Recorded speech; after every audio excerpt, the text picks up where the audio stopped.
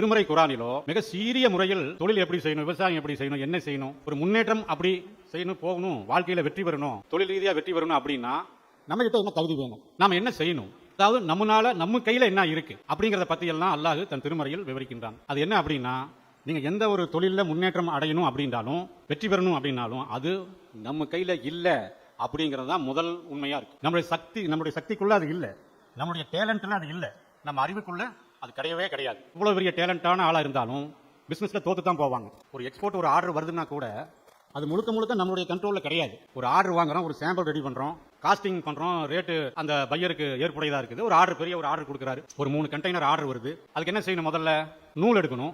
நூல் வாங்கும் போது நமக்கு அது ஒரு நல்ல நூலா கிடைக்கணும். எத்தனையோ மில் இருக்குது, எந்த மில்லில் நூல் எடுக்கிறது, நமக்கு கட்டுப்படியான ரேட்ல எப்படி அந்த நூலை வாங்குறது, அதுல ஜிஎல், விஎல், ஆர்எல், கோல்டு நிறைய ரகம் இருக்குது. இது நமக்கு தெரியாது. சரி, அது தெரிஞ்சவங்கள்ட்ட தான் நம்ம எதையுமே இது பண்ண முடியும். திருமறை குர்ஆன்ல அல்லாஹ் சொல்றது, உங்களுக்கு தீர்க்கமான அறிவில்லாத விஷயத்தை பின்பற்ற வேண்டாம். இது தியரி. இப்போ இது எப்படின்னா, ஒரு நூல் எடுக்கணும், அந்த நூல் அடுத்த அந்த ஸ்டேஜ் ஃபேப்ரிகேஷன் பண்ணணும். ஃபேப்ரிக் பண்ணும் பொழுது அது நல்ல முறையில் ஓடி வரணும். எனக்கு இந்த எக்ஸ்போர்ட் அப்படிங்கிறத ஒரு குறிப்பிட்ட தவணை காலம் தான், 60 நாள் 70 நாள் என்ன பேசிக்கிறோமோ அதுக்குள்ள செஞ்சு நாம் ஷிப்மெண்ட் பண்ணணும். தவறிட்டோம்னா நமக்கு ரொம்ப லாஸ் ஆகும். அது எல்லாமே ரெடி ஆகணும். ரெடியானதுக்கு அந்த QC பார்க்குற நேரத்தில், உடைக்கிற நேரத்தில் அது நல்ல பீஸ் வரணும். இதெல்லாம் செக்கிங் எல்லாம் முடிஞ்சது அப்படின்னு சொன்னா தூத்துக்குடி கொண்டு போய் கப்பலில் இந்த சரக்கை ஏற்றி விடணும். இது நல்ல முறையில் அந்த ஊருக்கு போய் சேரணும்.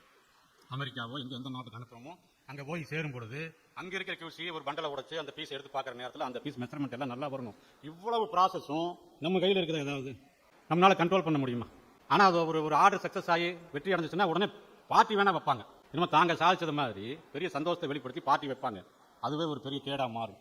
ஆக நம்மளுடைய முதல் ஒரு தொழிலையோ ஒரு இதுலையோ நம்ம முன்னேறணும் பிடிக்கணும்னா நம்முடைய ஃபர்ஸ்ட் என்னவா இருக்கணும் அப்படின்னா, நம்மளால ஆகக்கூடியது இது இல்லை. நம்மளுடைய அறிவினாலேயோ திறமைனாலேயோ நம்முடைய டேலண்ட்னாலேயோ நாம முன்னேற முடியாது. இதுக்கு முழுக்க முழுக்க முழுக்க இறைவனுடைய உதவி வேணும்.